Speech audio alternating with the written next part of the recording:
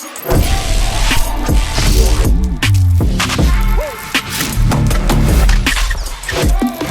Vision GH, your best online news portal.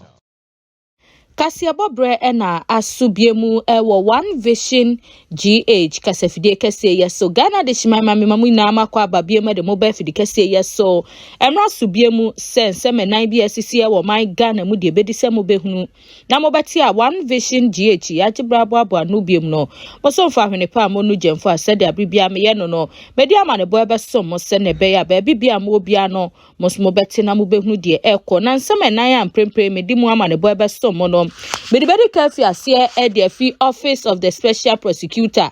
Na manebo afi oba ne se IT engineer bi encheye OSP ebe declare wanted no no ankasa asane aba amyede no akwa kogina court no achi no meko NIB.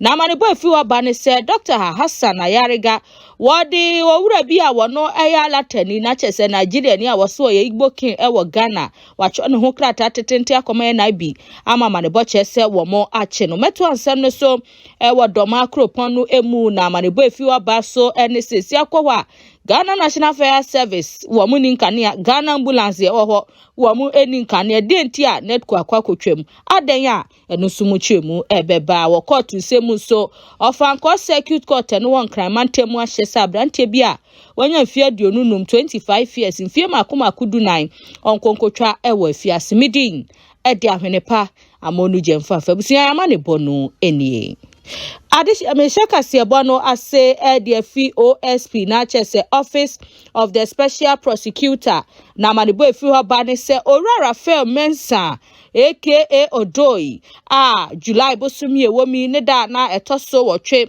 krata efi Office of the Special Prosecutor ho ba ye se abrantie yi waye niamo ho sem wodi IT sa wi abansi Kenya sem ke 20 no ye hwehwe no ma chese yadinifoni da ya wo no nimfie sadia ni nisu ene ne bobre etie chese ni tirimi ahyensude nyina no ya de se OSP ede babonten ebesre Ghana fo se yemboa na yenhwehwe babi a owura mensa wakwakohye ne no enanti ya betodwa ene sa brante no se no oni Ghana ha o enso wote se ya declare wanted ewa Ghana no na wo se ojade oye nyina wa manone ebanti wo ba ye no so wantwen ama posifo ankoche no no ankasa ede no eko Office of the Special Prosecutor ama ye gina so ede no akokot a presiding judge ejina so ema ni bail 100,000 Ghana cedis ni etwato ni ti so two sureties and what you so no ne passport court ahyese onframra na afi no every 2 weeks na chese na otwemi enu bia no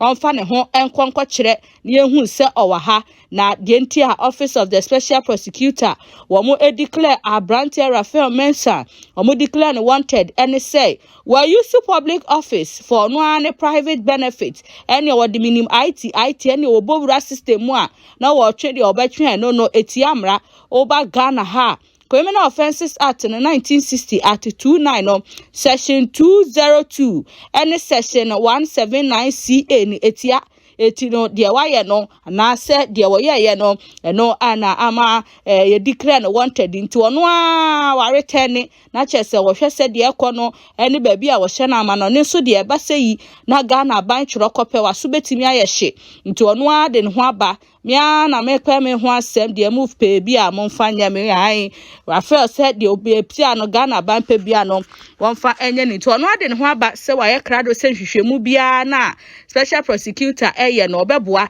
etiesi ano se de court so ahye no ne passport no wodi ni nyina abekwa akoto court na fei no asumdue etimi abanti abusia wo Office of the Special Prosecutor Brantia Raphael I declare no wanted no wonwa ede ne ho akọ meto akase ebo ne so wo National Intelligence Bureau na chese NIB na manebo afi hoba ene se Dr. Hassan Ayariga All People's Party APC amanyoko no womo efrankatuni wachuro alatani anase Nigeria dihye bi ho krata tetenten ede akoto NIB se akwawe wo ye criminal papa wono ankasa frɛ ne ho se oye Igbo king ewo Ghana ha wo bia ma na konwa bia Nigeria ho kra no wonye de hye ne akase wo ye de hye nti waba Ghana no ya akɔde no saa dibire no wono ana atena se atena ha na kyerɛ sɛ wode me Igbo king ene ɔmampanyin a wotwa mu na anu ade ya His Excellency na Nana Danko Akufo-Addo be hu program ahodo na invite no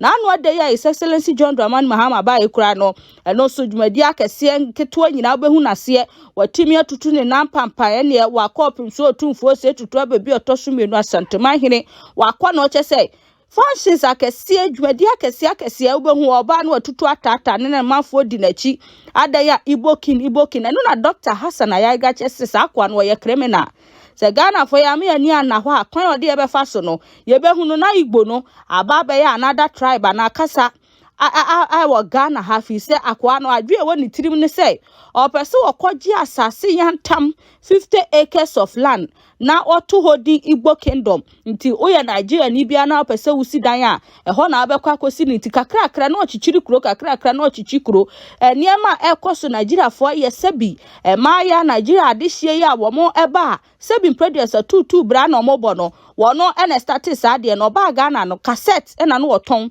eno started say what the girls eba etu ukwaye adwuma ne commission wom eno started so the Igbo boys no so ebegum ene e was say according to Dr. Hassan Ayariga was say akwa we eche say Ghana ye free trespassing ye mu aha ye fo eno eche say wo ba ye no ye nyoma fufufu nti wa chro eye eze Chukudi Jude Ihenita na chese self-acclaimed Igbo king wa Ghana wachon ho krata kwa koma NIB na no na NIB ehwe ensemu a Dr. Hassan Ayagra wasi ni si ede evidence aka ho a na ose wo mo ekwache eye Igbo king na chese Chukudi Judu wo mo ekwakwache no na afede obi ano wo mo ede to nanim so no ene eba beti Igbo kingdom ewo Ghana ha no nyade se ebeye adwuma na Dr. Yariga wono ankasa ene owura Paul Adom ochire atwetwe nkomo ewo Good Evening Ghana na chese Metro TV dwumade kese yi eso eho no chese yi se Ghana for ya tede a no kre wono ana che okrata no ekoye na ono ni ti na ye na chese Nigeria ni no ni ti ena eye wobro mo chi no na se se dia se wo ye no o show visible signs of distress I say blood pressure and the pressure kosro ne said no yenti no on health basis any man bail no kra no eno chese asem no eto atwa said na fifire ete no a chese no pacho o menyo hene no Dr. Hassan Ayaga chese sa no monton ko na bi etu ye no nani asopa nti wasi Ghana for yam ye ni ena ho na sa akwa no nam Ghana ha odi Igbo king dwumadi akese ahemfu dwumadie ani aban mu panifo dwumadie bi wa ne invite no hey wonya ohene wo baabia o wonya ohene wono ankasa na before kwache no wono akasa wonya ohene ti yema yani enna ho adwen wa akwa ni tirimu no se yejeja ye ho ne ye peaceful land a ye behu no na chese alatafo wo mo ede bone edi ye yenko na militiawa enchiremu a Dr. Hassan Ayariga wode atu dwa wo Good Evening Ghana dwumade sofa petitioner o petition efa Chukudi Judu ho no yenkotie emra. What did the Igbo chief do wrong by buying land in Mingo? First of all, calling himself a king in Ghana is wrong. That's wrong. I agree with that. Nobody who is not a citizen of this country can make himself a king in our country. You know the law. It doesn't permit that. So you coming to tell us that you are acquiring 50 acres of land to build a kingdom, an Igbo kingdom, so that it will become one of a kind in the world that has never happened anywhere in this country, shows that we are loose. We are allowing everybody to take over everything. And you are going to build a kingdom that is going to determine who become president in Nigeria. In Nigeria? Yes. Kingdom in Ghana determines who becomes president in Nigeria. The ministers of state will all be coming and through that gate, and anybody who wants to acquire land or property who is a Nigerian will come there and acquire land and build as a Nigerian and leave. And that's an Igbo kingdom. Clearly, they are becoming another tribe in Ghana. Clearly, they are now rubbing shoulders with the kings of wherever they are getting the land from. And clearly, we are going to have a big problem in the future. Have you bothered to ask the kind of crime rate, then find out the associates of those crimes? And you will realize that 90% of every crime that is committed in this country, if you check the statistics, 90% is foreigners. And Well, I don't know about that. 10 is Ghanaians. Armed robbery, Foreigners. Nigerians have taken Kidnapping. over. Kidnapping, Foreigners. Nigerians have taken over. Fraud. Foreigners. Fraud, 419, killing of Yahoo.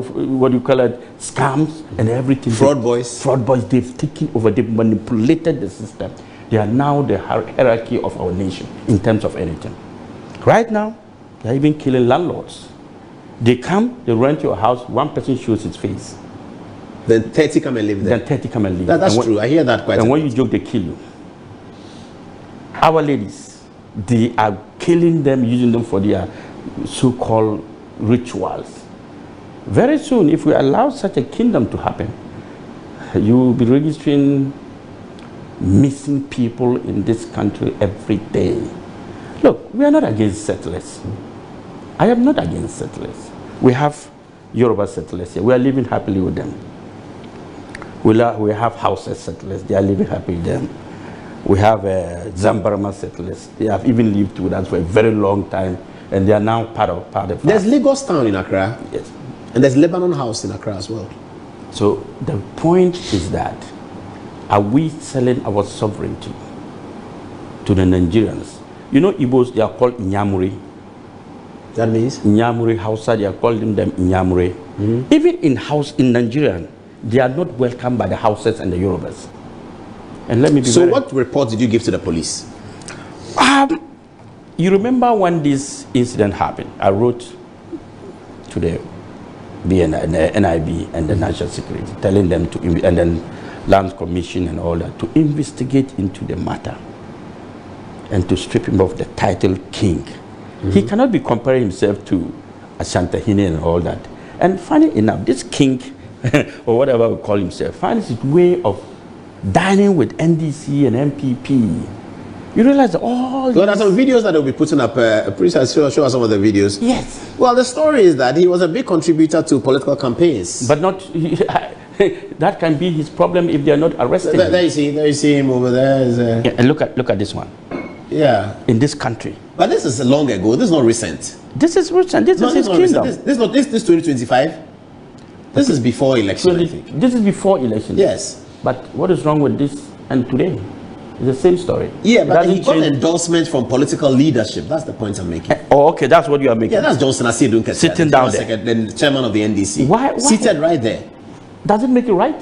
I'm not saying it's right or wrong, but I'm telling you where he gets his power from. Yes, and he's not going to get it from me. And I'm going to distill that power, and I've done that. You've done that. You're a minority party. It doesn't matter. There's one truth in life. The Ghanaian society will rally behind me in any circumstances against this man. If I say tomorrow there's a demonstration, you will see the number of people who come out to support this demonstration against our politicians who are allowing it. Look, like I said, our forefathers toiled for this nation. They died for this nation. Our current politicians, what are we doing? We're selling out the nation for peanuts. Everybody is welcome in Ghana. Look, remember in the last parliament, 2 parliaments ago, when I went to parliament, the issue of the U.S. military base in Ghana. Yes, yes. And I fought against it. I said, I will not accept a U.S. military base in Ghana. What happened? It looks as if our leaders do not have foresight of defending our nation. They are more particular about what comes into their pocket than what they should defend. So why did the police arrest him? And for what? Why did they keep him overnight? What was the charge? The charge was that, first of all, he's calling himself a king in Ghana when he's not a citizen of this country. Parading around and going around everywhere and calling himself the king of Ghana, the king of Igbo. Igbos don't have king in Ghana. When you're a foreigner and you're a settler, you come to this country. Our constitutions allow you to be called a chief of your community. So all the settlers in Ghana, like the Yoruba, they have a Yoruba chief. The Hausas, they have a chief. The Zambarama chief. That is fine. We can give you that title to be able to be managing yourself. But when you begin to, parade yourself, call yourself like Asantehene and all these other kings in Ghana, and you be walking when you are not a citizen and say you are a king, and you are going to acquire tracts of land and build a kingdom. Did he acquire the land? That is his problem. Whether he did or he did not, he's voiced it out that he has. And the videos are there. So we are taking his word again. So is he being released on bail? Yes, this afternoon he complained of high BP. In the cell? In the cells, and said his BP has gone up. You know, yesterday when he was invited, he went there with the ambassador. Nigeria. Ambassador of what? Nigeria. Nigeria's ambassador to Nigeria Ghana. ambassador to Ghana. He went there with his lawyers and all that, thinking that it was the ordinary citizens, what do you call it, NIB or National Investigation, National Security, who would just listen to him and ask him to walk away. This is not that national security you're thinking of. This is a different national security altogether. They will investigate. As a citizen of Ghana, when you send a petition, they will have to listen to your petition. So the investigation went through. And he was panting, sweating. He's not a king, he's not a what. But this is the palace you've built, and you're calling yourself a king. You are causing mayhem in this country. Your Nigerian boys are going around telling Ghanaians, threatening Ghanaians that if they kill one Ghanaian, Nigerian, they will kill 50 Ghanaians. Your Nigerian people are going around telling Ghanaians that one Ghanaian has come to Ghana and Ghana is on fire. Can you imagine? If I show you videos of this man, he said we are uncultured as citizens. I'm sure I've sent some of the videos to you. Insulting the integrity of the people who has given you land to live. According to what you have passed on the so it's a command and I saw.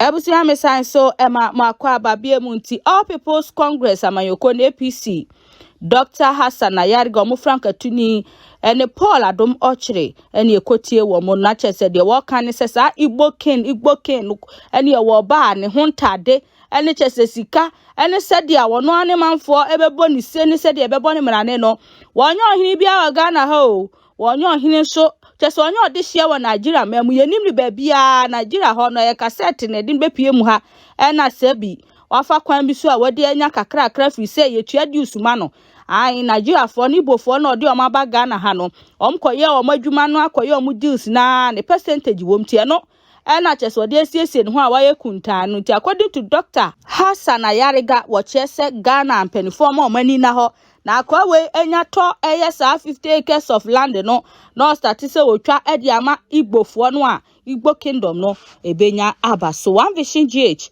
kasafide kase so enie yenkobno mantemu na wodoma kropon no emu amanebo a efi ho ba ene se Ghana National Fire Service ewo ho omu eni enkane no achi Ghana Ambulance Service womo so womo eni nkane di enti a womo ede netco ka na chese ohwe domane ne mpatemu a ho no enye ECG na a supply womo enkane a eye Northern Electricity Distribution Company netco womo omo supply omanfo a ewo sampatem ho enkane a eti no netco chese ye dimbo na doso na netco aboka sikenye sikakuma nti womo so emra so womo gigigi womo esikanti no se oye aban institution se oye private so womo ebeto na de womo kankwade a womo ebetwa mutinton tanti amanebo chese ukopie mu ewo doma kropon no emu a Ghana National Fire Service womo ede eye nkane aka 4,600 Ghana cedis nkane ska no 46 million enunti na chese net kwagina so a yetwa nkane mu no da the same doma hinkro ba stem na ho so no Ghana National Fire Service substation ba kwa wo mo so de 1,179 ho so yakọ akwa kotwa nkane anim enu achi no Ghana Ambulance Services so according to netco womo ede womo 10,196 almost enkaniska no 110 million etua no so yakọ disconnected na Ora John Pepra wono na eye doma hinkro station supervisor edema eye netco wa confirm ede a chensem twerefo se oba doma hinkro kuana nkane aka amanfo edi omo aban adwuma edi omo 20.33 million Ghana cedis se bisa sika ente se eti womo esre ubi a womo beba ufie no nya o se mpacho nya mpacho asem uda nkanea mu na se budi nkanea na ye wadwuma nko de e wo se utuaka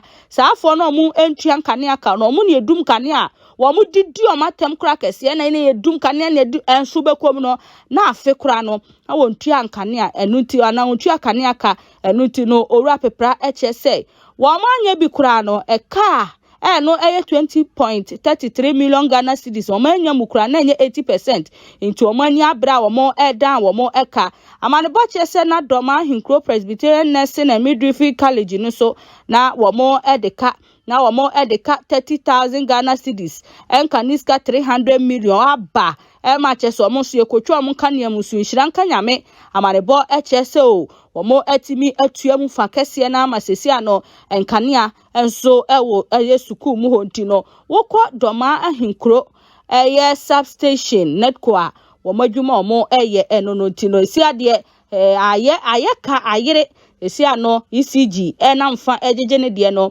na netco so enamfa ntebusi akọ doma ahinkro kropon eno wabunu mantemu a eno ni amane bo a netco womo so ede ababo ntimi ko wi nsam no wo court nsemu na wo ofanko circuit court no won kramponi mantemu so eda ukwada ya July busumi ewomi ne da tosu dunsia ya court eko nsam ahodo so asetena na no na brantie ba ko a na semo ekopie mu o court 25 years ye ka na semu ye na chese 14 years abrantie kama be ma kokko pa ne hunwi obeba no na chese adi no next time no ofiri mu fi na se wonyane fa ahudie obehun se fa ahudie wo hoyi sikantimi nto fa ahudie nti obedi ne huni na according to Central East Regional Police Command no womo HS convict no 25-year-old Collie Samuel na Collie no osusu se wo ye kronfo koto edekwa edu no so ebo no wajitu mu se ampa ene ekronobo no de wakobebre de twato a amasesi ano ne ho akire ni sei no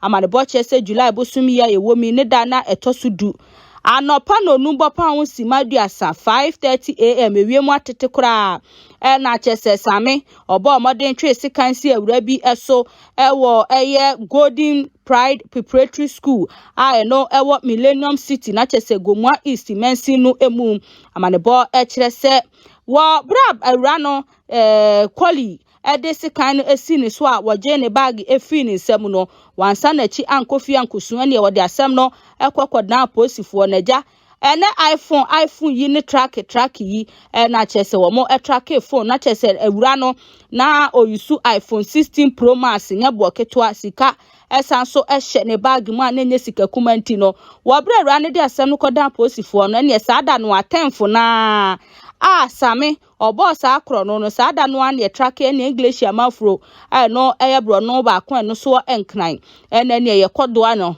ti no no de wan hyeda ani de na chese phone no senkokoton so ko yusu ene wa ani de kra nti aposifo kodo ano no enye awura ne phone ne bag ne nko a ene laptop o munya bi mobile phone so asoto AirPods ahodo chese amanfo watches ene gold necklace obi ekomu ade kama ni nyina na chese won nchen memory card amanfo health insurance eho na chese aposifo hu se kwa we wabokro no ache ene awura wa ya ade paasa wudie yi LED yentu akwa we ho nti eda eye ukwada ya na edin ko gina adaka mu yedin gina adaka na chese be ma yemre no na judge start se ne wo tie di aposifo de bae wa yese wo susu se ye hunioma se wo ne ho no na kwadu ayede bo no se wa kosi ham na afenso no wasanso awi ade ni nyina wajitu mu no enam so chese case na nkwa chire kura fi say ye chi on the 10th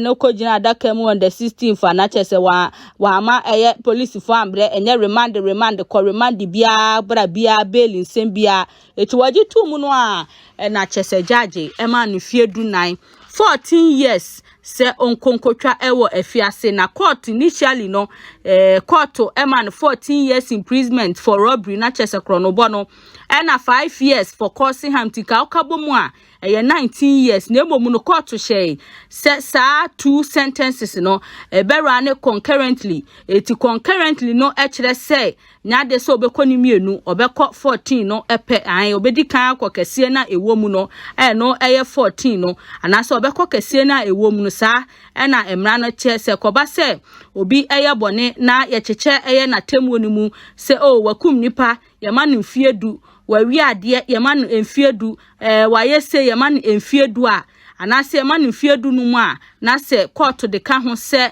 na temu onu be rane concurrently a eno e kire se na che se kese a ewo mu no ne ebefa eti we ne de no 14 years ne ye for kronobo no ena 5 years no eye say wono ekosi ham na chese nyese oba onchen a ojo oni omanko a oba na wase pra waka ho ti pra no ena ye 5 years ne mom no ye hwemu a 14 ni 5 ne 14 no sunti ena 14 no 25 ne de nya de se court ebe regarding waka ho ti abrante call Samuel 14 years okwakotwa aba na openyo kasa edema posifo ya Central East region DSP Victor Kofido so wachese o abrante no ohwa wo ye adwuma na che na wo mo enche no etiwe kura ya ne first time no kura nti a ya che ne nti ne ama no 14 no etie ne wo da jaja sepa sa asem no anko ye yi kobra na police fo nkofa we mra na nkofa we mra nti no abrante na age atum ni de na chese adwuma no eye mre edemo muntu ogira so de futuo ma mabun se bi pedifo se adwuma bone nti se kro no se de etie bia no se 2 cedi kra ya wo de ani die ewom since obekwa akọwi 30 billion ne ebecho na ho acho fi se 25 years o kom 14 years na se bia ban kra titibi kra free mu na se eka 12 years kra ya de ketwa obra so sa 12 years no yire hu ya adwuma enka sa iPhone ne sa nyoma na wo no esiwani so awuwia obetimi ato abro obeba na wafefo dodo na atwamu kodadadada to de futuo emabunu maya ne mrantie nyina se yenhwe se ebeda nsu ene ban adini ayadwumaden na eno atimi abo ya setena kase abo no asi abusua mesre biemu se wa wote menka won subscribe ye no wadaroma be subscribe ye dia ma me obema afofo nsa kakase boy bi no mate no mahunu de eko midin e dia hwenepa amonu jemfa meda mu nyina amase se munya adaje etie me